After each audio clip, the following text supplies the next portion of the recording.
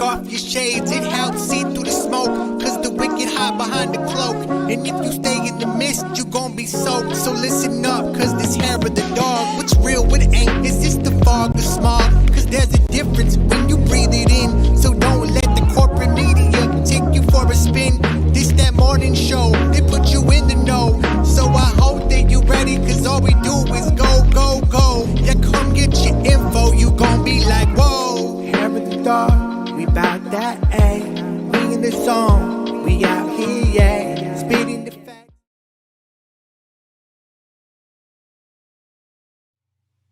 Good morning, everyone. Welcome to Hair of the Dog. I'm Andy Kennedy, and it is Wednesday morning, and things are looking up. We've got a great show for you today, and we're going to get right to it because it's a pretty important subject. But I need to introduce my lovely and talented co-host, Miss Carrie Barber. Good morning, Carrie. Good morning, everyone. Welcome. So for those of you who were not aware, because in the United States, we do things way different than the rest of the world, this is International Women's Month.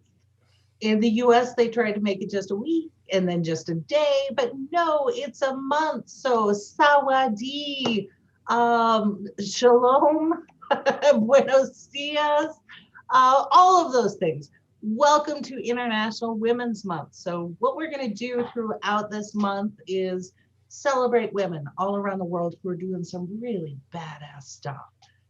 Women that you may not know because they are not necessarily darlings of the establishment. They're not conformists, but they are changing the world in amazing ways and doing it in some very subtle activism, using their words, poetry, art, all of these things. So we're going to talk about that.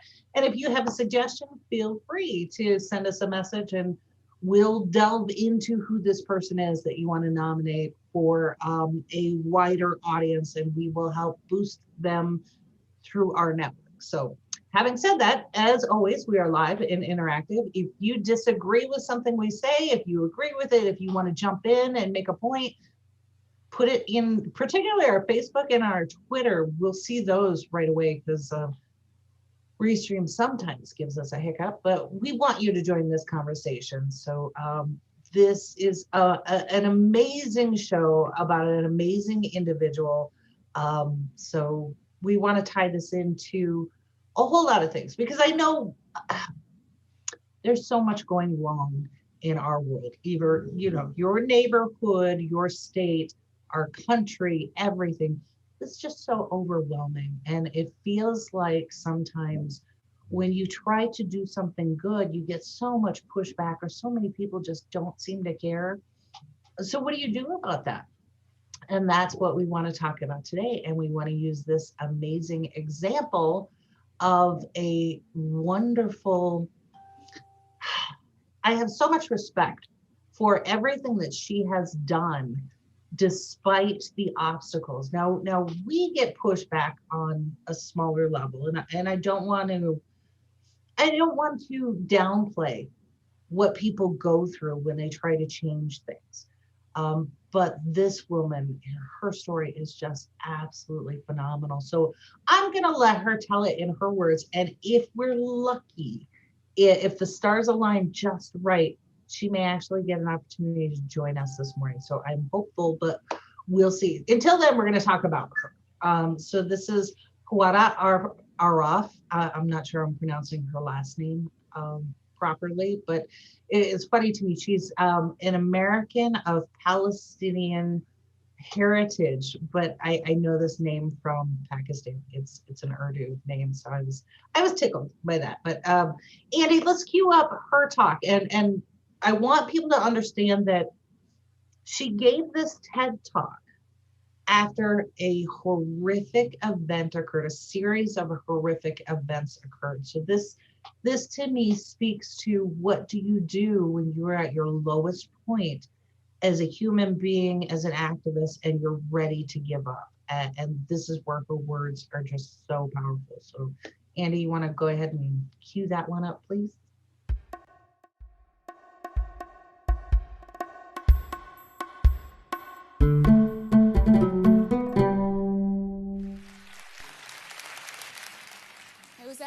supposed to talk to you about something very different today.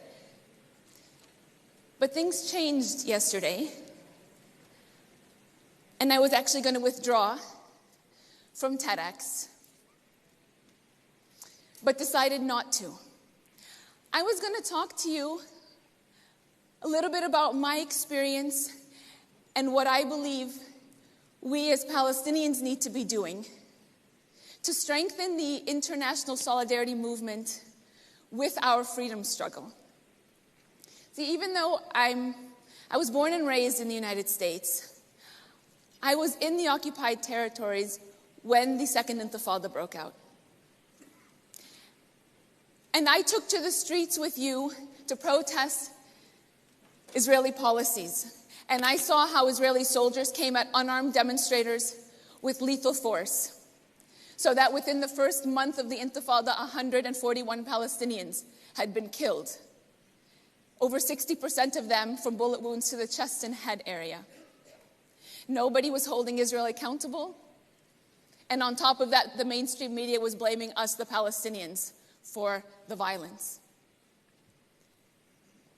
So struggling to figure out how we can change the dynamics, a few friends, colleagues, and I founded the International Solidarity Movement. You know, we had this idea of this vision of thousands of people coming to the occupied territories. Maybe we'd all link arms and we'd block the Israeli military. We'd stop them from invading our towns and cities and villages. But at the same time, we didn't know if anybody would really come because it was a war zone here. And my parents from the United States were calling me, and my mom was crying, saying, "Huwaida, please come home." And I said, "Mom, I am home. I'm not leaving."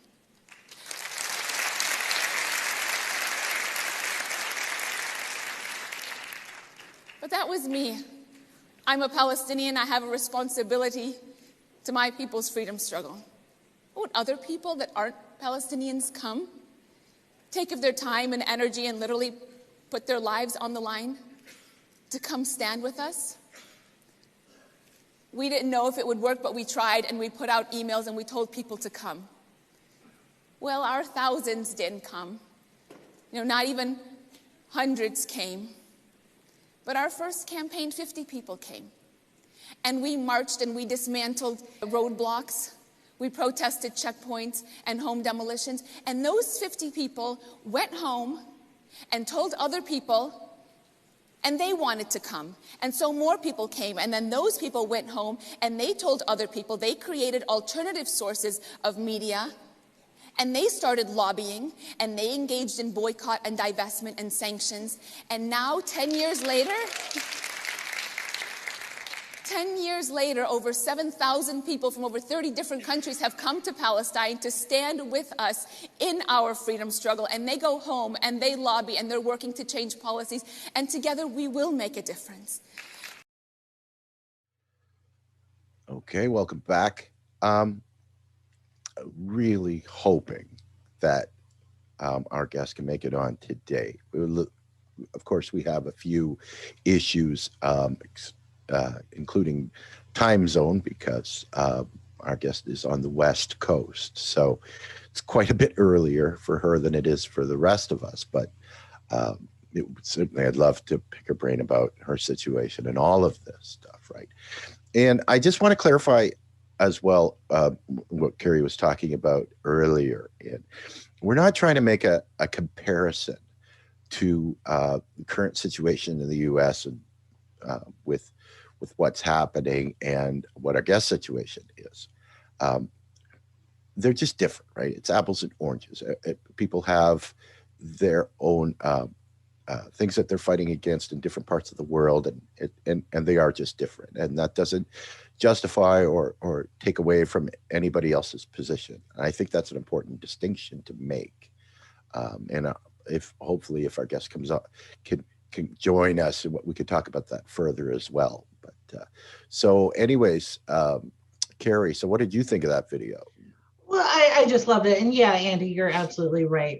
No one whatever you're going through is absolutely valid for you. I wanted to present this particular figure and icon because here is someone who most of us in her situation would just be devastated and give up, and yet here she doesn't. And what I love about her is she is such a consummate warrior, but she has the heart of a poet, and she takes all of that and translates it into a positive to help not only propel her, but the people around her. And I think that that's a wonderful example for all of us, no matter what you're going through. It's so easy to fall into the negative and to allow those voices that are telling you no or not yet, or even far worse. It's so easy to lean into that. And I think she provides this example of somebody who, despite everything, like, she's been doing this for years. People before her have been doing this for years, but they keep going because it's the mission that matters and how you conduct the mission. And in her case, it's reaching out with love and getting people to recognize that the hashtag is one humanity, right? So here in this country, we are so divided in tribalism, as if, like, the whole issue of race. When we talk about black, white, whatever, no, there's only one race. If we're going to lean into science, there's one race, one humanity. There are different outward expressions of it based on heritage and where your people came from. But in this country, e pluribus unum, out of many, one. So I just Yeah. really love that. And I think that that's another very important distinction to make, is that that's ultimately the people that we or you or whoever is fighting wants you to think, right? If their MO is to discourage you and to think that you can't change, you can't make any positive change, by making you throw your hands up and say, that's it, I give up. Why am I doing this? I'd rather just live my life in a little bit of peace than to go through the horror of having to fight this and be against everyone, right? We see that with younger people that have basically don't see the point of voting anymore, right? That's what American propaganda machine telling you that, there's no point, right? You can't fight the system, so don't even try, right? We find that even on our level here with the platforms that we're on. We're seeing that our different social media platforms aren't telling us what the actual numbers are of the people that are watching our streams, right? In a way of saying, well, nobody's watching, so why are you even doing this, right? And so all of this stuff, including mainstream media, which is corporately owned and has been for a couple of decades, is there to tell you that, no, why bother? Just enjoy your life. You can't change anything. It's no point in trying, right? And that's what makes these people that we're highlighting, and the women that are strong enough to continue despite all the odds and despite all the things that they have to deal with, right? That's why it's so important that we try to elevate those voices, and we all stop thinking about our differences and start thinking about the things that make us similar, and join together, because eventually it's going to happen. It's just a matter of when. And that's exactly right. And when you're in the middle of something, or maybe even just pushing an issue, and there are three that relate to events that we have coming up here on DLF. We'll get to those in a moment, but one of them in particular has just started. And it's easy to get lost in it in thinking that, well, I'm going to do this thing and it's going to be resolved when I want it to be resolved, not realizing that you may just be part of the first wave. And what you're doing will inspire those who come behind you. And it's important to recognize that you may never see the positive outcome, you personally, but the people behind you, and it may take years or maybe generations, will see it. And because you took that first step and continued on that path, that's part of what makes it possible. And sometimes our ego or all of these things just get in the way, but that is really what's important here. So for her, let's talk about what her mission is. And I put a couple really excellent resources in the chat. And this is where it's hard for me to be objective because, Andy mentioned it. When we as independent media are being suppressed openly in favor of the corporate narrative, I see that in her mission in fighting for Palestinians and Palestinian rights. And I want to be clear, I don't think anyone is on the side of Israel's right to exist. I think everyone supports. We also support the right of Palestinians to exist. And that's a very basic framework of this argument.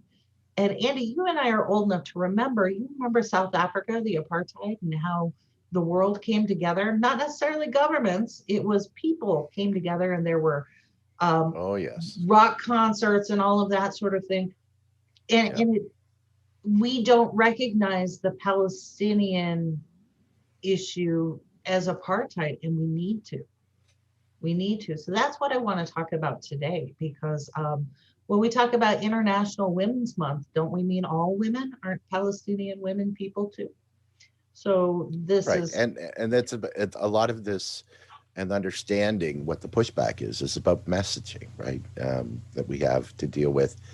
That, if you stand up for the Palestinian people, you're anti-Semitic, right? That's the narrative that the corporations, neoliberal politicians, and the like want you to believe, right? It's the same narrative where you can say that you are against all wars, right? I don't want anywhere in the world, especially the United States, to be bombing anywhere, right? Mhm. And the pushback that you hear is, well, you don't support our soldiers. Well, Right. and that's an easy part of, this is communication's a beautiful thing, and you can literally rule the world if you get that messaging right. And you're against soldiers if you're against, no, we want to protect our soldiers, and we want them home. We want them home with us because, oh boy, do we have some major projects that they could be working on right here, Right, infrastructure, building, all of that sort of thing.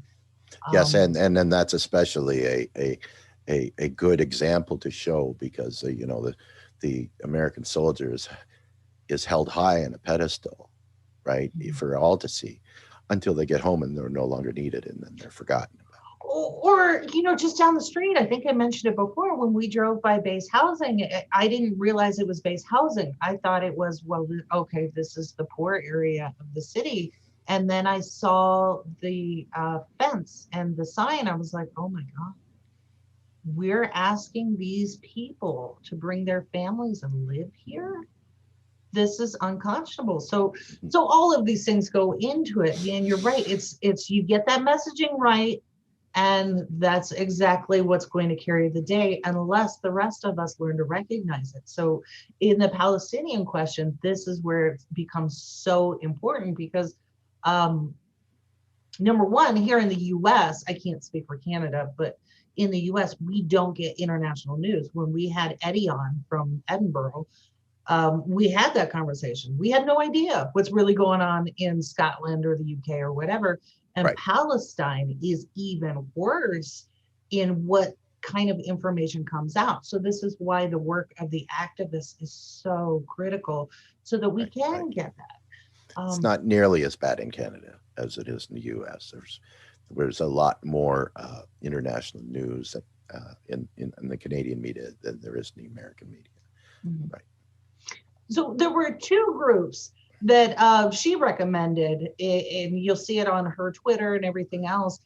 And I put the links in the chat, and I do want to recommend these. There are a couple graphics that, from an MMT perspective, I'm a little cringy, but I do highly recommend these two sources for anyone who wants more information from the Palestinian perspective.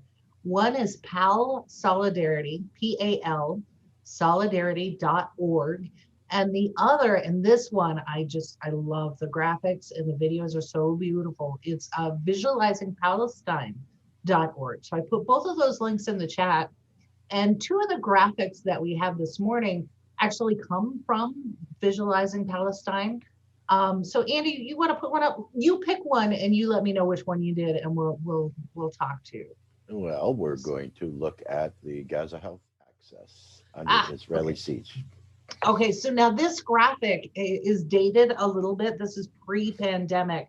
So I'm almost horrified to see what the numbers will be after the pandemic, because like living in Chicago when the prior administration, when it finally dawned on them that minorities, disenfranchised, poor communities were being disproportionately affected by COVID, that's when they backed off. So in Chicago, you saw 64% of Black men who got it were dying, right? So I can only imagine what's happening in Palestine right now under COVID. And we just saw headlines come out where the Israeli government has decided that vaccines, the overage of vaccines, would not be given to Palestinians, right? Like, let them eat cake. So this is something that all of us around the world can relate to. If you have extra vaccines and your people have already been inoculated, why wouldn't you? Well, that's the big question. Do you not see them as people? You have to not see them as people, because this is where I struggle with the whole question about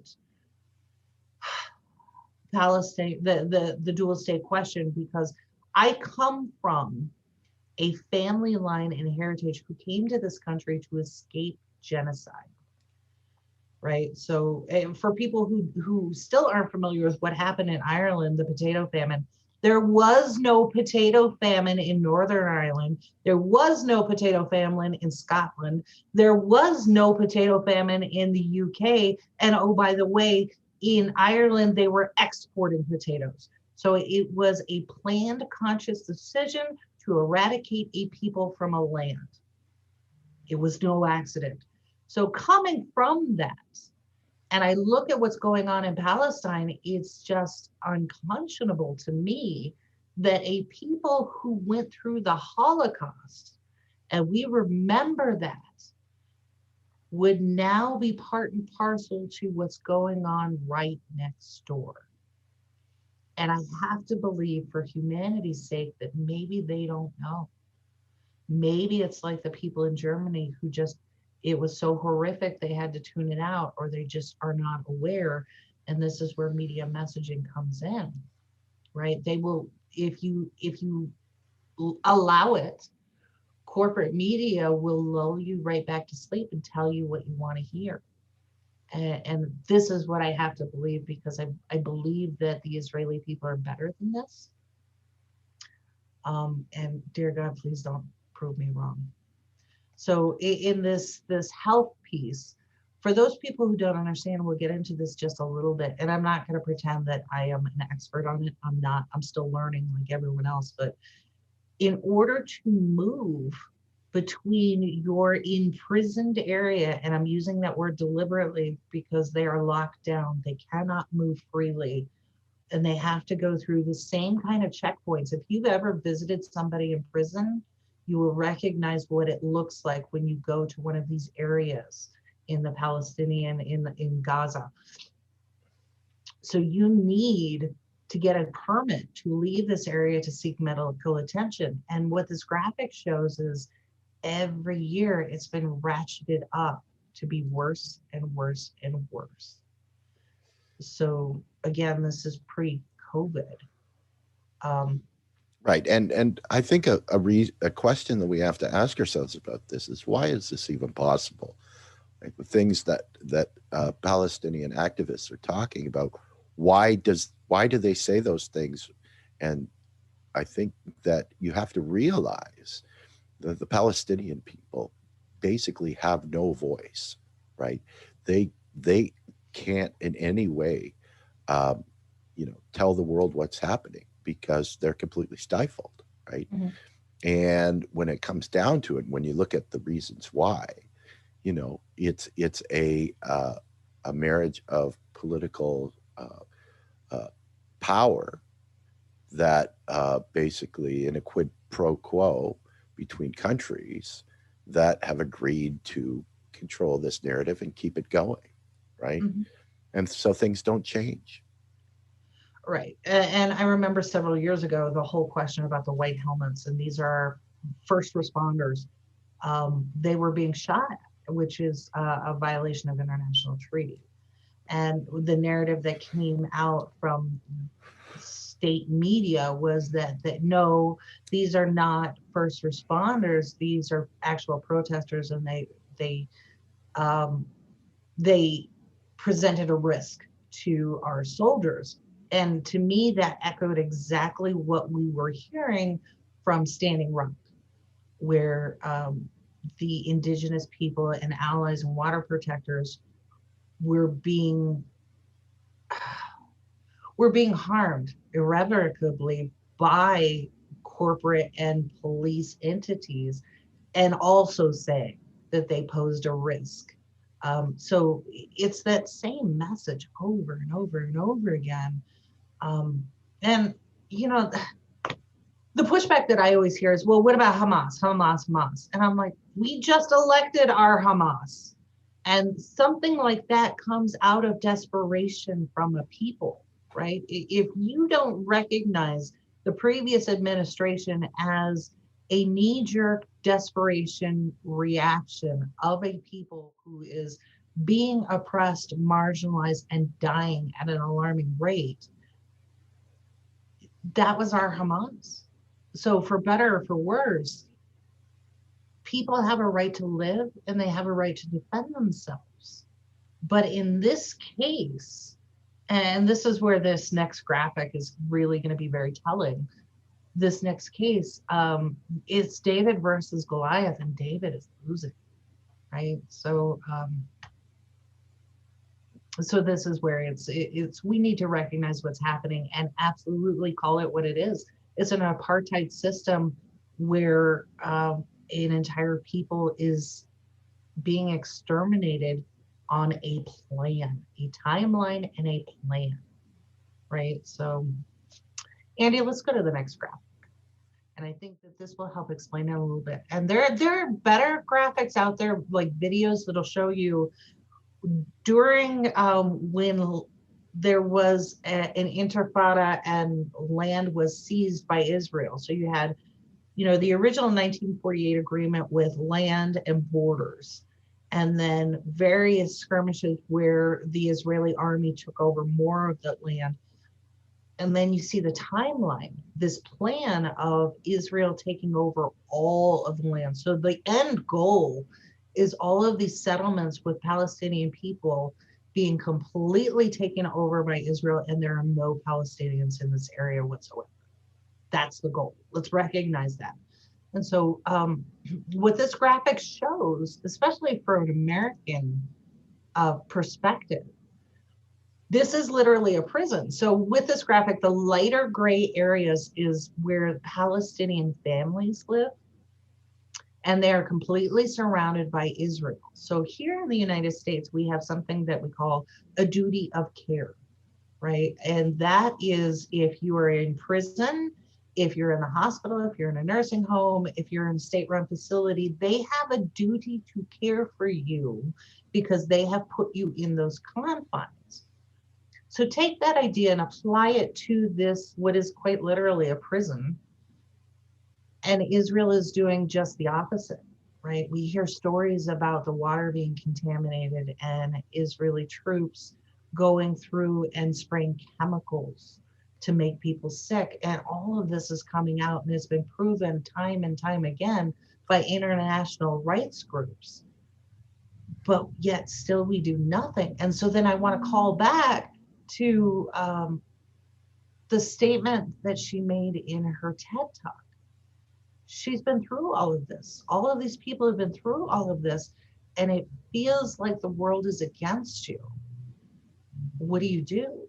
And one of the most powerful stories from her, and I wish she was here to tell it. Do you remember when they had the Israel had a blockade, a military blockade of the Gaza Strip.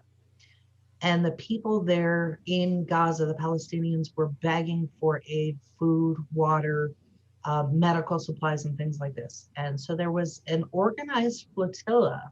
This is a bunch of boats from the international community who were coming in unarmed to challenge the Israeli army to break this blockade and get the medical supplies to the people in Gaza.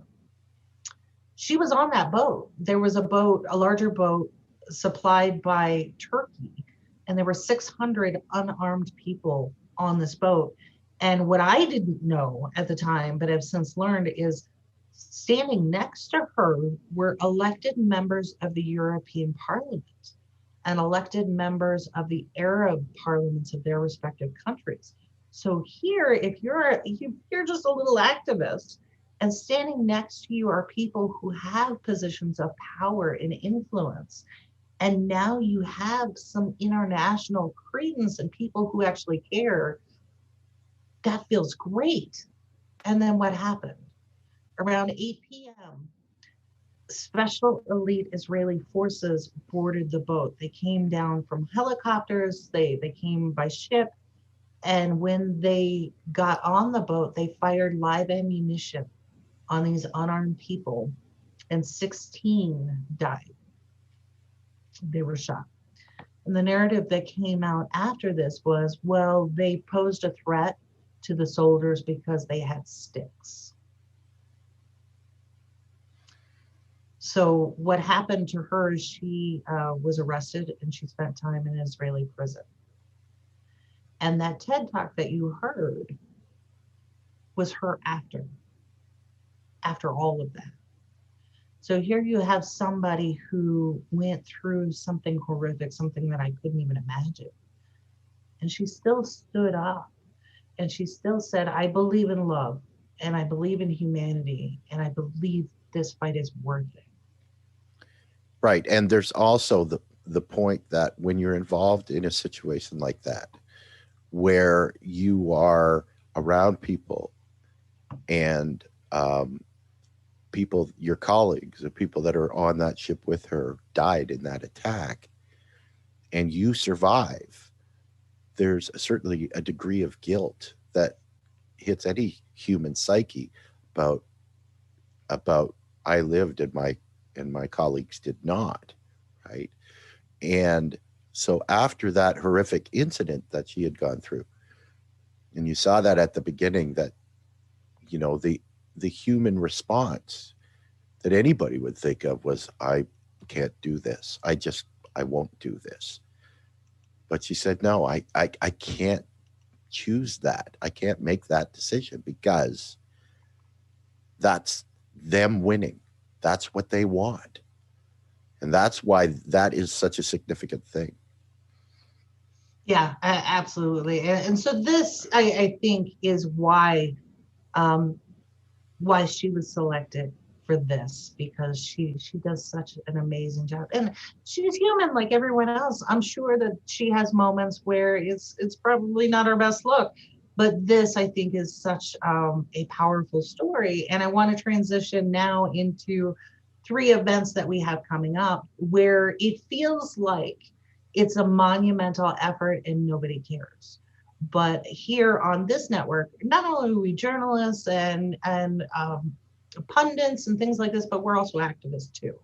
And I am so proud of our team because everyone has something that they're working on outside of or in relation to this network. So Andy, you do phenomenal work for RP and you do phenomenal work for the Cancer Society. And it's awesome because we also do this here to help educate and things like this. But there are 3 events coming up that I really want to call out to. And then some more of our team are working on projects that we want to forward and boost and help celebrate and get some traction on. So Andy, if you wouldn't mind, the last graphic. So these are our upcoming events. Okay. All right, so on this one, so this Saturday, this one, I thought it was a creative and fun idea. So Dominique Miller, who we've had on our show a couple times, She proposed this. There's a new movie that came out, I Care a Lot, and you'll recognize some of the actors in it, Peter Dinklage and and some other really notable people. Tell the story about state imposed guardianship and how easy it is to become a prisoner in your own system, right? So that's what this movie is about. And it's a little bit of, Hollywood drama, but the premise of it is absolutely true. And if you saw the interview that I did with Rick Black of CARES, you would recognize it, right? So if you haven't seen that interview, please go and watch it, because it is a dire warning for all of us in the United States. Every state has these laws, and it wouldn't take very much for you or a family member to be taken away, and that's the last you hear of them. It's literally happening, and it's all perfectly legal. So she's Yes. hosting. Oh, I'm sorry. And no, I'm just going to say, and it's actually mind blowing, right? That when we see all of this and we question, why is this happening? And you start to come to an understanding of this, and you realize that this is all part of the capitalist greed, right? Mm-hmm. How much money can I make off a client to a point where it's not worth it for me to make, but I can make more money off of a different client. Right. And that's scary as hell. And that's the world we live in right now. Yeah. Yeah. And I think this is part of where it's easy to not want to see it and to go back to sleep and not deal with it. But we have to, right? And what's I think powerful in this is Dominique had a family member that this happened to. And then I am personally working with another family whose adult disabled daughter was taken from them. So all of this is going to be happening in this really cool way. Dominique organized a virtual movie night through an app called Rave, R-A-V-E. And to find out more information, this will be on Saturday, March 6th. Go to Dominique Does Life, and she's got all the information there. And please feel free to participate and watch the movie with us and join in the conversation. So it'll be, wear your PJs, bring your popcorn. Very cool. Mm-hmm. So then this other one, it's hard for me to be objective because, okay, so here's what's going on. In Topeka, Kansas, you have a school district, Siemens School District, and it had been rumored for decades that the name came from a gentleman who was part of the Klan. And recently, 2 journalism students at the high school actually uncovered the information, verifiable information. So one of our members, Brandon Johnson, J. Brandon Johnson, is assisting with this because he's an alum of the school. And the students themselves wanted to have the district change the name, but they're getting pushback under the guise of heritage and whatever else. Well, these students are uncomfortable with it, and they've raised the issue of safety for fellow students. So imagine that you are a student on a football team or a basketball team, and now you have to go into other parts of your state and play other students, and you're part of the Klan's team, right? So there's a safety issue there, as well as, maybe this is not a good look for us, and maybe we can move forward with who we are today. And we're not that, but you have some people who want to hold on to it. So the students themselves are actually organizing this, and they are getting support from all around the country. And as I understand it, several different countries who are weighing in saying, yeah, you guys are better than this. And we support you. So I believe it's a school board meeting is coming up on March 15th. So we're watching that. And to the students who are organizing this, I know that you are getting pushback. I know that you may be getting threats. I know that there are people who are trying to coerce you to sit down and shut up. This is why you have other people supporting you. We've been there. We can take that kind of, we can help you and provide a buffer or a barrier. I just need to know who the names are. That's all I need. let me know and I'll handle it. Right. So And I think a lot of the issues, the students, basically just goes with an experience, right?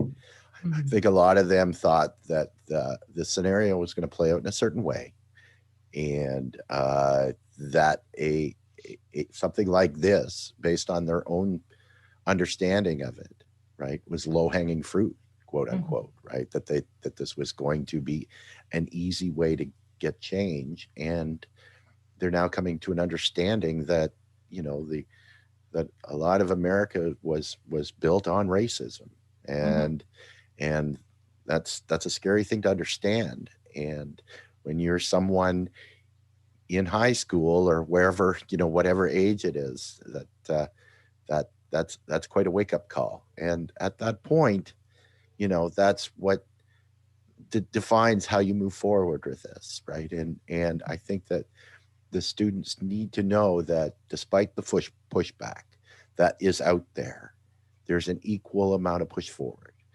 And those are your allies. And that's what makes it possible. And like everything else that we've talked about this morning, that pushback is meant to dissuade you.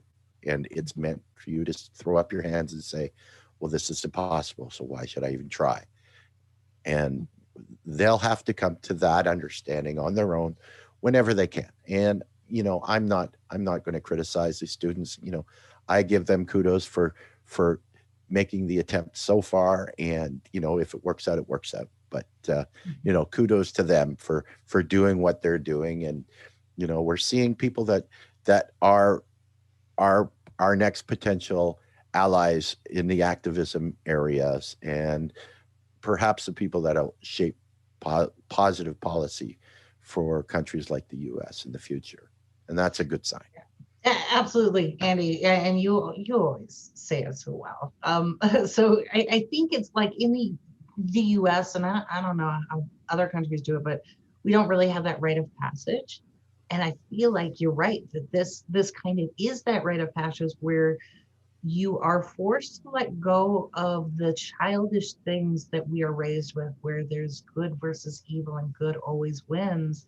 And then you come up against a situation where maybe good doesn't win. And it's kind of demoralizing, but I believe that it helps break you out of that shell and introduce you into the world as it is, and gives you the opportunity to say, okay, here's the reality. Now, what are you going to do with it? So yeah, it's for me to step back and watch this and provide aid where it is necessary and asked for, has been a learning experience. And I think, yeah, I'm very encouraged that they see an issue and they have tried to address it, and they are prepared to move forward, whatever that may be. So right. And you can't use the gauge of success at this point, right? Because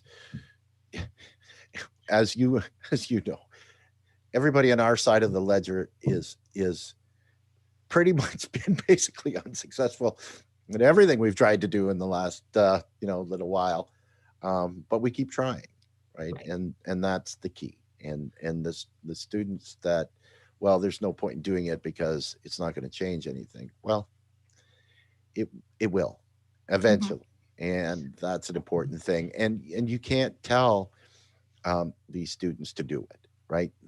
They have to come to that conclusion on their own, right? Or it's empty and it doesn't mean anything, and they're doing it for the wrong reasons, right? Oh, I think you're absolutely right on that. And just I'm going to get to this last one, and I need to pull this up. So last one. Okay, so this on the surface sounds simplistic. So Rome Bethia is hosting a community barbecue in Detroit. Okay, what does that have to do with activism? Well, let me tell you. So Rome has been quietly through the winter gathering coats and hats and gloves and giving them to homeless or people who don't have them, who are not necessarily living on the street. So what he's doing now is organizing in this community and speaking to Rome. He's like, okay, people keep looking at the government and we keep seeing like our stimulus checks that just keep getting negotiated away, put off, all of this sort of thing. He's like, all we have is each other. So I want to get the community together and let's just do something fun, have a cookout, and I want to give away clothing for people who need it, particularly those who are without a home. So all right, cool, let's do it. And then he picked this park. And when I went into Google Earth and looked at the park, because we had to request a permit and all of that, I literally started shaking as I'm watching, spinning the viewer on this Google Earth and looking at this city, an American city, and a park. And in the back of my head, I'm like, God, this is Beirut. This is Yemen. But no, this is Detroit. This is an American city. And I was just nearly moved to tears. And then I read Rome's statement on his GoFundMe, because Rome was like, let's make it a community event. People can donate. We're going to free food for everybody. So he put up this GoFundMe. And I want to read this to you, because I know Rome, he wouldn't make a big deal of it. This is just who he is. He puts the statement out. So he says, this is Rome. Growing up here in Detroit, I witnessed my government abandon and neglect my people. I can remember people crying at a city council meeting because they needed help while our city said their hands were tied. I watched as they defunded our education system and went bankrupt trying to build new prisons. My old neighborhood is just a shell of what it was. Do not let the media lie to you. The East Side was just like any other city. Yes, we had beautiful parks, after-school programs, kids clubs, and many other things to keep our kids off the street. All of that is gone now. And the problem is the people are still here. Some of them are locked up. Some are dead now. And only a handful have somewhat survived through this madness. Sometimes when I look around, I just want to cry from this rage. I have, because I know things can be better. What I had wrong was I was asking the American government for help. They have been trying to get Black people out of Detroit since the riots. They are still knocking down houses and making it close to impossible for a Black person to buy land. That was my mistake, and trust me, it will never happen again. I know the only way we can help each other is through each other. I know this won't really change the conditions that people are living in, but it helps the ones in need get just a little weight off their backs and let them know there are people out here that want the best for you. I am not asking for a vote. I just want to see my people happy. If you can, please give what you can. And then he goes on a little bit, but that's absolutely right. And that is identical to the message that we opened the show with. So here is one person doing one small thing. Let's come together as a community, meet each other, safe social distancing, and get to know each other as people, because there's only one race. There's just us. And so each one of these events focuses on that. We are all we have. We are just the community that we create. And we need to stop fighting each other over things that we cannot control. Address the things that we can control, even if we don't see the positive outcome just yet. We need to push back and we need to do it together. So I hope that at least one of these three events appeals to you and you will join. If you cannot donate, please boost the message and get the word out, like Detroit, Topeka, or this virtual movie event, any of these things, and then look for some more coming because we don't stop. So, yeah, so that's what I wanted to put out there this morning. And yeah, so once again, if you have a fantastic woman that you want to have us talk about, who is doing positive things, particularly in a selfless way, we want to know about it.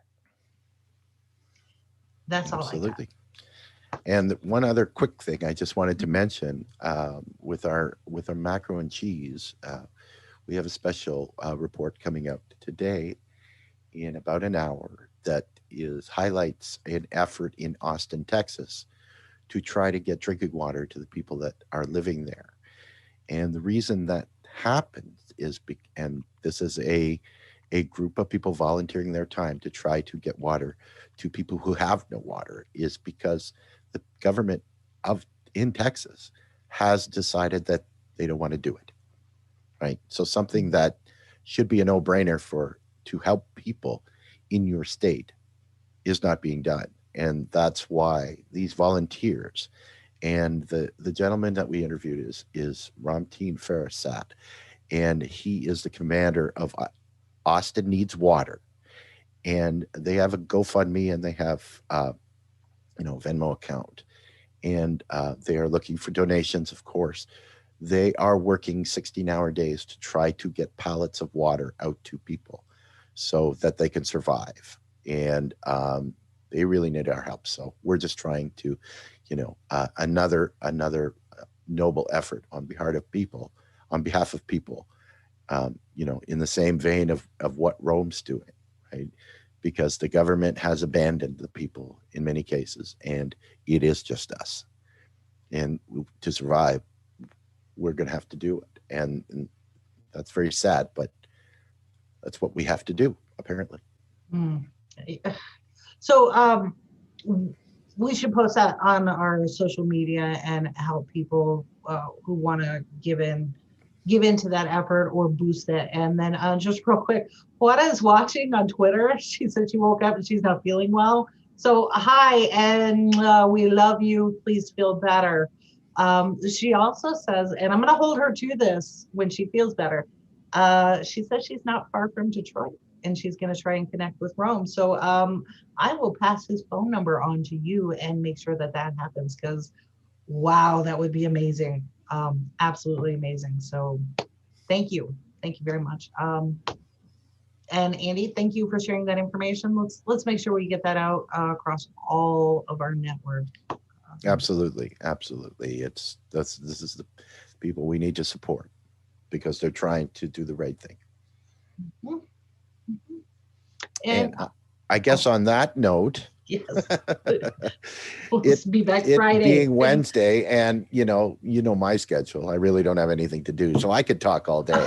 No, you don't. So anyways, we just wanted to say thank you to all of you for watching us for the last hour. I hope you found our information and show interesting and thought-provoking. That's our idea. We are going to be back on Friday, like we always are. On, Gary, your favorite way of describing Friday? Fucking Friday. Fucking Friday, coming at you in a couple of days. And hopefully you'll be able to join us again. Take care, everyone. Bye-bye. We bout that, ayy. We in the zone. We out here, yeah. Speeding the facts, how it's supposed to be. Hair of the dog, we keeping it G. Whoa.